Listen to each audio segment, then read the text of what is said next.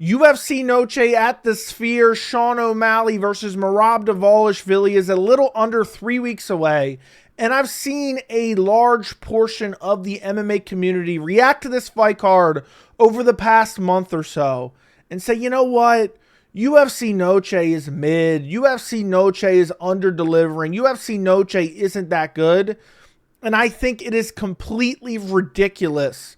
And UFC 306, UFC Noche, UFC at the Sphere, whatever you want to call it, UFC Riyadh season is one of the most underrated pay-per-views of the year. And it's crazy to me that the fan base sometimes is just ready to die on a certain hill. And it just discredits the fan base's backlash on so many other issues. Because someone like Dana White, who seems to somewhat pay attention, is like, yeah, the fan base has no idea what they're talking about. You know, we cry and we whine and we say, you know what? We don't want John Jones, Stipe Miocic, which is a legitimate claim, which is a legitimate gripe. We want John Jones, Tom Aspinall. Okay? That entire narrative, in a way, is delegitimized by the fact that fans are saying, yeah, UFC Noche isn't that good. And I know the reason why. We're going to get into the real reason why later in the video. But it's such a good card. We're going to look at the card in a second. It is so incredibly underrated, and it's just reminding me of UFC 300. I'll never forget, in the months leading up to UFC 300, so many fans were saying, yeah, UFC 300's mid, UFC 300's terrible, UFC 300 is shit, and it made no sense.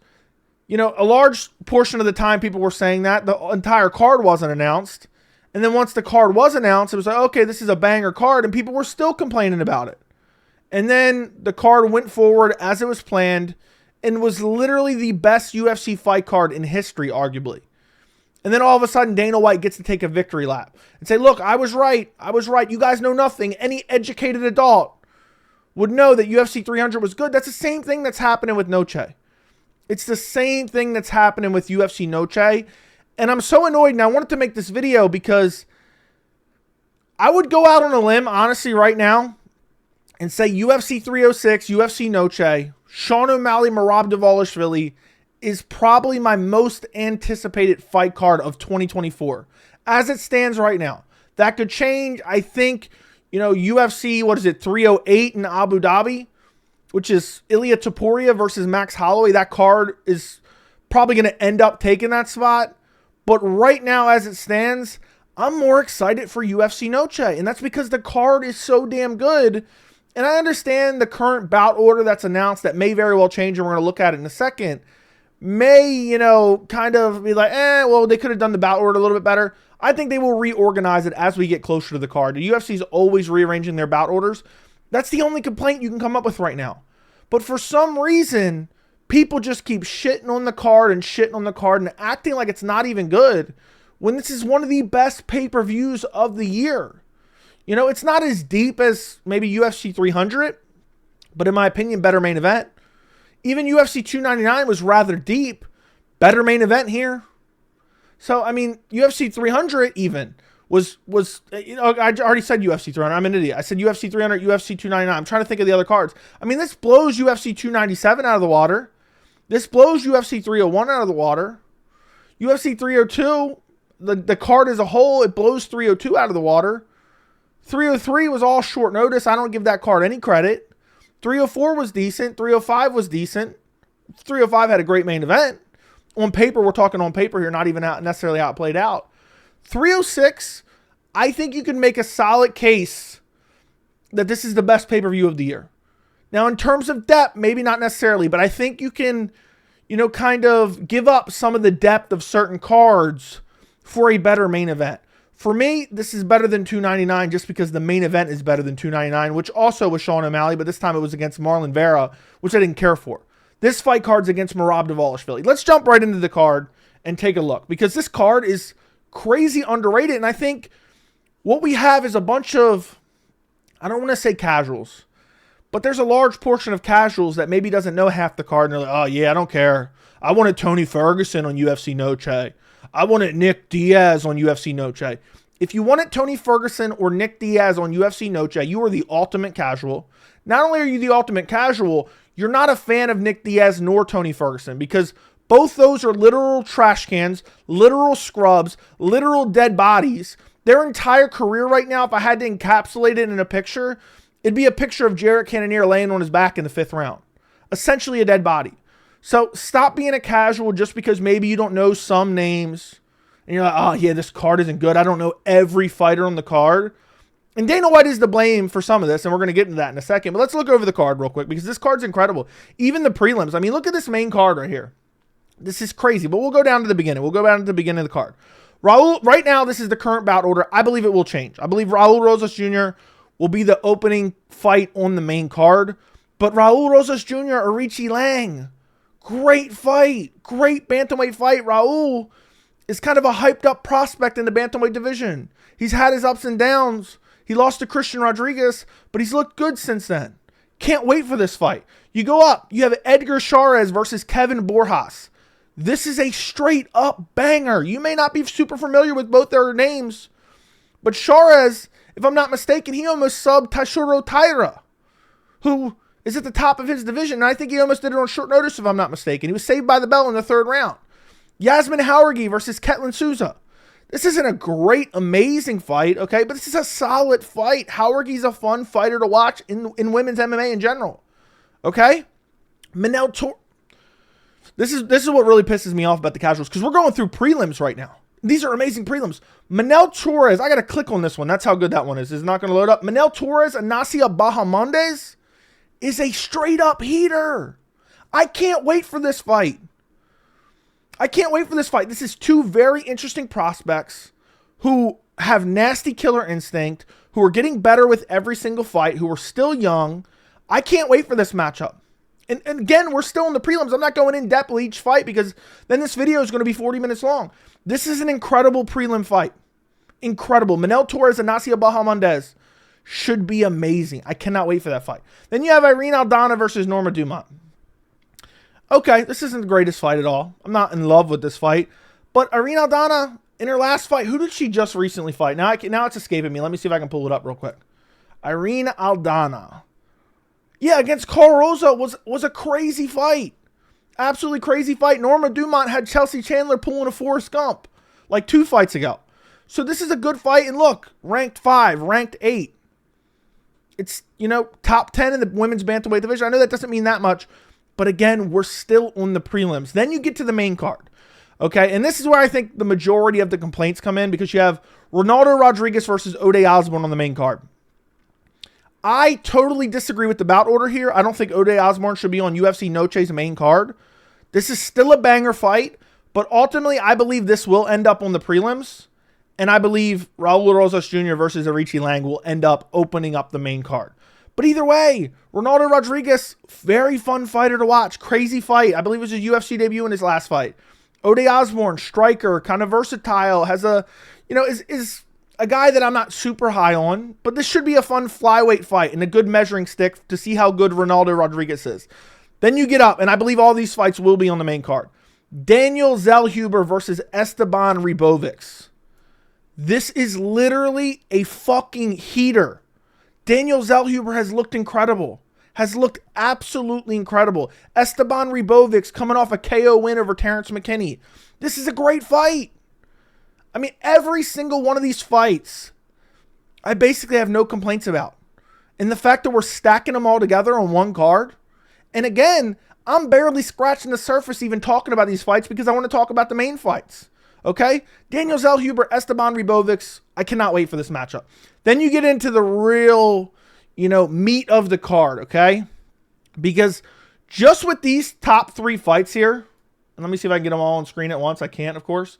Just with these top 3 fights here, it makes it one of the best pay-per-views of 2023. Because not only are these grade A fights, they all make perfect sense right now in their divisions. And in a day and age where we're getting undeserved title shot after undeserved title shot after undeserved title shot, it's nice to see some meritocracy flow back into the UFC. Brian Ortega, Diego Lopes is a fight that I've wanted to see for so long. And I'm actually, and I don't remember, I feel like some people criticized me for this back then. I'm happy that it got canceled at UFC 303. It was thrown together on short notice. Diego Lopes looked sick. Brian Ortega looks sick at the press conference. I said that in my press conference breakdown. He pulled out of the fight. Diego Lopes fights Dan Ige on 1 hour's notice and beats him. And now we're actually just jumping Lopes up the rankings. He's fighting Brian Ortega. Both guys have amazing BJJ submission ability. Brian Ortega's super durable. His striking's getting better. He's been around for a while. Diego Lopes has incredible KO power. Is a brawler. Is one of the most exciting fighters on the roster. And he gets an opportunity. Right now he's ranked number 12. Okay? He's fighting number 3. Oh, wait. He's from Brazil. He's not Dagestani, right? Because that's Dagestani privilege if you ask me. But featured fight on the card. One of the best fights you can make in the featherweight division. And somehow people are mad about this. Then you go to the co-main event. Alexa Grasso versus Valentina Shevchenko 3. This is literally one of the best women's MMA fights you can make right now. And you look at the first 2 fights. Valentina Shevchenko's winning. She makes a mistake. She ends up getting rear naked choked in the 4th round. Then she returns, fights her again last UFC Noche, which was a fight night card. And she basically gets robbed on the judges' scorecards. It ends up being a draw because of Mike Bell scoring a 10-8 round for a round that you could make a case Shevchenko won. Scoring at 10-8 for Grasso. Therefore causing it to end up being a draw instead of a Shevchenko win, if my memory serves correct. This is a great fight. Both fights have been super competitive. Well, the first fight, really, Shevchenko was kind of, I don't want to say dominating, but out ahead quite a bit. And Grasso comes back. Then in the second fight, super competitive. Ends up being a draw. Shevchenko probably should have eked it out, but even so, I don't mind the trilogy, even if Shevchenko would have gotten the belt back. This is a banger fight. It's like, this is Shevchenko's last chance. Win, lose, or draw, I don't think we're seeing a 4th fight between these two. This is a great fight. I know people love to hate on women's MMA, but this is a great fight. Then you have the main event for the, I almost said women's because I'm just thinking about the co-main event, which was for the women's flyweight title. But the main event, Sean O'Malley versus Merab Dvalishvili for the bantamweight title. This is the fight I want to see. You have Sean O'Malley, who's 18-1. His only loss is to Marlon Chito Vera, where he had his legs brutally chopped, then flash KO'd with brutal ground and pound elbows. Then he was stretchered out of the cage with no serious injuries. But he built himself back up. He wins the title against Aljamain Sterling. He defends the belt against Marlon Chito Vera. He gets that one back, okay? So he can kind of, dispel that loss from early on in his career. He gets that win back. And now he's fighting Merab Dvalishvili, the rightful number 1 contender. The guy who got skipped over at UFC 299. And what a stylistic clash this is. Because you have Sean O'Malley, who is this elite level striker, who has amazing lateral movement, who's hard to track down. And then you have Merab, who's just super durable, marching forward, aggressive, looking to grapple, throwing sloppy combinations, looking to ragdoll you and beat you up on the ground and just make you work. This stylistic clash. And then you have the narrative behind it that Sean O'Malley took the belt off of Merab's teammate Aljo and supposed best friend Aljo. So you have that narrative. I think the UFC should really play up that narrative. I think Sean O'Malley should play up that narrative as well. This fight has it all. This is a great fight. This main event, honestly, I'm trying to think. Is this my favorite main event of the year?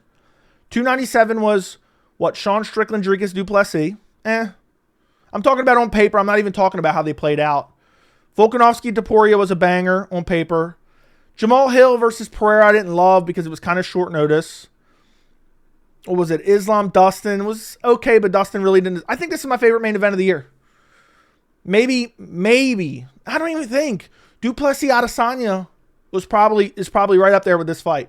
And I think Topuria versus Holloway is right up there with this main event as well. So even if this card maybe doesn't have as much name value below, I think the quality of the card combined with the fact the top 3 fights are grade A.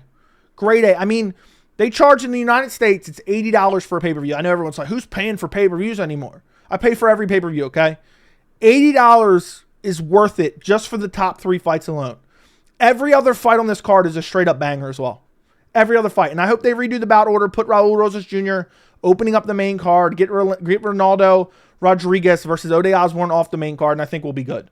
I absolutely love UFC Noche. It's incredibly underrated. And what's so annoying is I would love to take a victory lap, okay? I said maybe 2 months ago that I thought UFC Noche was going to be underwhelming. And in a way, I was correct because a lot of fans are like, oh, this card's mid. This card sucks. But the reason I thought it was going to be underwhelming was because Dana White was hyping it up, saying this is going to be the greatest fight. This is going to be a love letter to Mexico. And he's setting up these unrealistic expectations, especially for, a large portion of the MMA community that doesn't understand, kind of the Dana White isms. Okay. And I thought the card was going to really not deliver at all. And so I would love to take a victory lap and say, yeah, I was right. But in reality, Dana White's expectations for this card, I understand that for me personally, when I heard what he said, I expected less than this. But a lot of fans expected more than this. And that's the real reason why people are so upset with this card. Like, Dana White was saying this and saying that. What did you want? Like, some people were saying it should have been Topuria Holloway and O'Malley Merab on the same card. That was never going to happen in a million years. Would that have been crazy? Yes. That was never going to happen. I believe this is one of the most quality pay-per-views the UFC could put together. I believe the main event is a grade A main event, A+ main event. So excited for this main event. And I just think a lot of fans got too caught up with Dana White saying, well, this is going to be a love letter to Mexico, and this is going to be one of the greatest sporting events of all time. If you were actually listening to what he was saying, and I covered this extensively, he was talking about kind of the visuals of the Sphere. The Sphere is going to be the star of the show. Either way, this card's still amazing. So we delegitimize all the other valid pushback we have on the UFC by complaining about a good card. I'm the first to complain. I get criticized for complaining too much about the UFC. Oh, Joey, you never have anything good to say about the UFC. This card's amazing. UFC 306, UFC Noche, UFC at the Sphere. Amazing. Now, how the broadcast highlights maybe some of the visuals, I think we're going to leave that and be like, oh, that was overhyped. But guess what? I don't give a rat's ass. All I care about is quality fights, the best versus the best, as close to a meritocracy as possible. That's what I care about, and that's what I feel like we're getting at UFC Noche, at UFC 306. And I feel like what's going to happen, and we'll end the video on this, what's going to happen is a lot of fans are going to complain. Fight card's going to happen. Mark my words, it's going to be a straight-up banger, straight-up heater. There's no way any of these fights are boring. And then everyone's going to be like, oh, well, we were wrong about UFC Noche. And then Dana White gets to edit a package together of everyone complaining just like he did UFC 300. And he's like, yeah, F you guys. John Jones has got a dark side to him. He's got 2 German Shepherds. Who knows? O'Malley might acquire some German Shepherds. He might already have 2. He might start shooting guns. He might start smacking spray paint cans out of teenagers' hands when they're trying to, graffiti up buildings. But we give Dana White, basically we give him a W because then he gets to take a victory lap. This card's amazing. We should be complaining about some of these shit Apex cards, which, to be honest, there's 2 amazing Apex cards coming up. I might even make a video on that. Let me know if you want that video down in the comments. But UFC 306, UFC Noche, incredibly underrated. Can't wait for it. I said the same thing about 300, and people were like, Joey, you're just being a contrarian. No, I want to take a victory lap on this. I said it was going to be underwhelming. It's not underwhelming to me. It's a great card. I can't wait. Let me know what you guys think down in the comments. Don't forget to like the video. Don't forget to subscribe, and thank you so much for watching.